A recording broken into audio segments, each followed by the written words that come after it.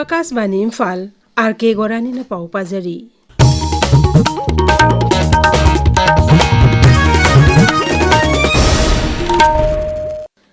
मालेम अहल ओइरबेसिंग निमित ngasi pangthoknari kumsi sahi gi nimit palana sigi hiramdi older person driving local and global action our aspiration our well being our rights saibisini Manipur su thoromasi tonga tonga phamsida pangthoknari Rajya Sarkar senduna Imphal Hotel pangthokpa tharomda saruk yaraduna Rajapal Ajay Kumar Bhala na hai ahal singgi wakhal loksing sakti amadi mamal naitaba thodang sing aduna kalu maselgi marakta amadi imung manunggi marakta so punsin aduna chawkhatpa purakpada chawna mateng pangli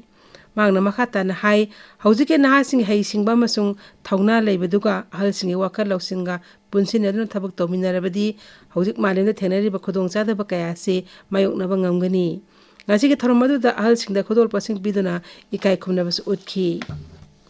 Thobal Jilai Wangbol da Sumaling Ahal Oribasing Numit Pangthoki Social Justice and Empowerment Mantralagi Makhada Regional Resource and Training Center Ama Oiriba Integrated Rural Development and Education Organization in Pangthoki Batharmadu Ahal Singda Khudol Pot Piki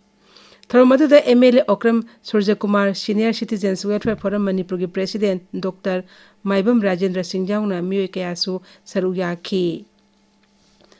Thasi tareta pangthokadorba mera hausongwi thoroma pungphana pangthoknabi matang dangasi Imphal gi Rajbhavan ni mifam pangthokre Rajapal Ajay Kumar Bhala na sababati oiduna pangthokiba mifam aduda Rajya Sabha MP Ningtholese Masana Jauba Chief Secretary P.K. Goyal Commissioner Home amadi atay makokthongba losingba kya saruyaki State Wildlife Sayol Policy ni kunmagi saruk ama oina Kangpokpi Forest Division sinduna miyam eba khongset ama pangthokre loinena miyam bab tahanmi thoroma masu pangthoki Jila adugi Gopibung UJB School Mahiro Singh amasung Gopibung Khulgi nahasingna saruk yaduna pangthokiba kongset adu SGO Champai office tagi horaga Gopibung Khul phawa satki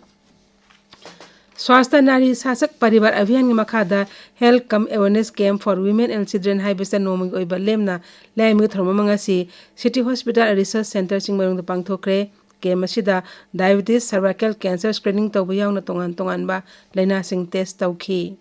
City Hospital Research Center Singmarong amasung City College of Nursing Sangai Prongna punna sinduna pangthokiba lemna layingbi kem aduda mioi chani yankhai rom laying kem hilak lak thangsintu lemna yenthokhi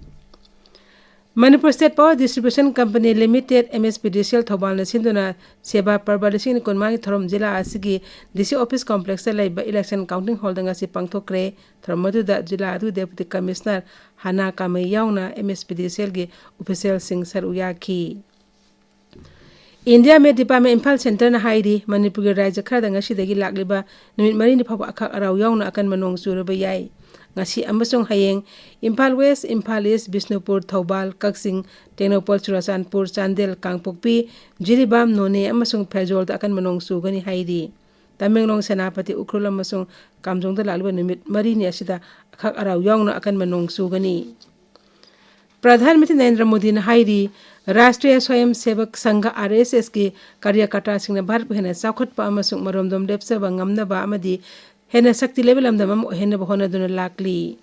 ngasi New Delhi da pangthoba Rashtriya Swayam Sevak Sangha RSS ki sahi chama surpa ki thorom saruk yaraduna Pradhan Mantri na hai leibak asigi sahi desing kai mamang de leklaba chana lonchat kaya asibo ngak senana bagdama RSS linkhet ki bani makoina asigumba tanglaba lan kaya asingak senduna masung mangkhidana honaduna lakli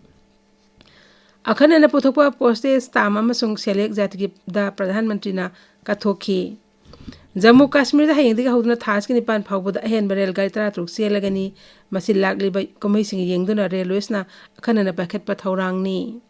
Jammu Kashmir da sahi asik August ki ising isaw na maram oiduna rail gari chen bele burabani isaw adu da pipam thina soklurba thong singam sung lambi sing semnin sanmi thabak jathaduna lakpani Uttar Pradesh ki Muzaffarnagar da ngasi ayuk thoki lambi ki laibak thiba thado amada imung amagi mioi taruk laikhidre thado odu Panipat Khatima highway da khamna leba truck amada phoina tonglakpa car atna thengai bidagi thoki bani pauloi jari